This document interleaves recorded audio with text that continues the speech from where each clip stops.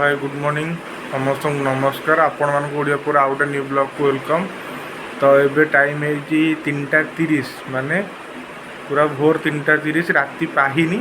तो प्लानिंग है टे जगह दर्शन करने को जीवाई जगह सहित तो सकाल सकाल टे आज से जगन्नाथ को दर्शन करी दिनटा आरंभ करने इच्छा है। तो बाहर देखे दी पूरा अंधकार होती माने सकाल सकाल भी हैनी एबे आम बाहर पूरी जगह दर्शन करी देखिए बाटर सब केमती कौन एंजॉयमेंट होची आ पूरी रे कौन कौन एंजॉयमेंट होची। तो पूरा किटमिटी अंधार अंधारू आम बाहर चारिआडे पूरा अंधार पे सकाल टिके टिके हो जाउची। जगह दर्शन होती जगह ये हूँ डुप्लिकेट जगह सी हूँ ओरिजिनल जगह। आ मु गेटा खोले छोट गेटा खोल दूसरी छोट गेट रे पड़े आम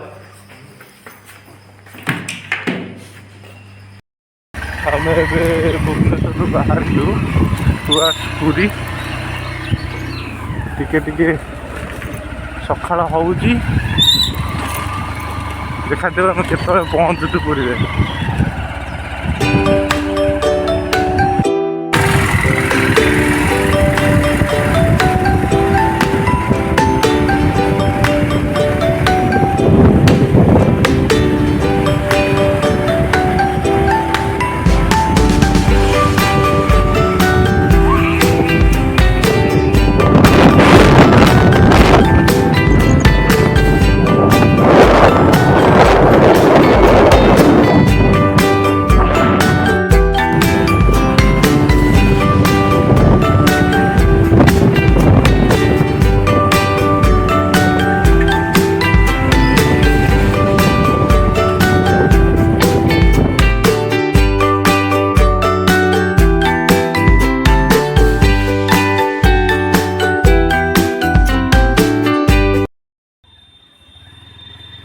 तो सांग मैंने एबे आसी आमे पूरा बड़दान पाखे पहुँच जाइचु आउ बड़दान ट्राफिक रु एबे आमे जाउचु मंदिर आड़ को सकाळु सकाळु पूरा पहुँच जाइचु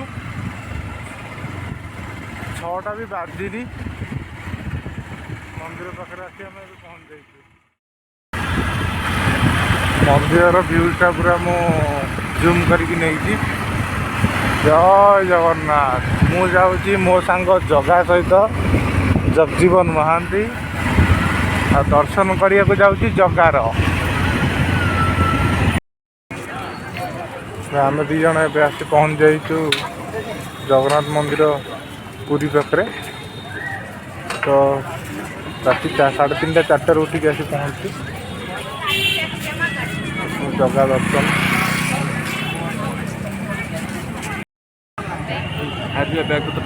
आम जाऊँ बैग पत्र रखिकी जिते जल्दी हम जगह दर्शन करसबू। डोरी न लगे जगह पाखु आसबनी सडन प्लानिंग करके आम आसिलु काली राति 8टारे प्लानिंग है तो मॉर्निंग रू बाहर के आसिक पहुँचलु और फाइनली जगह दर्शन करने आम जाऊँ। जय जगन्नाथ। तो फाइनाली आमर पूरी जगन्नाथ दर्शन सरला। तो समस्त को जय जगन्नाथ।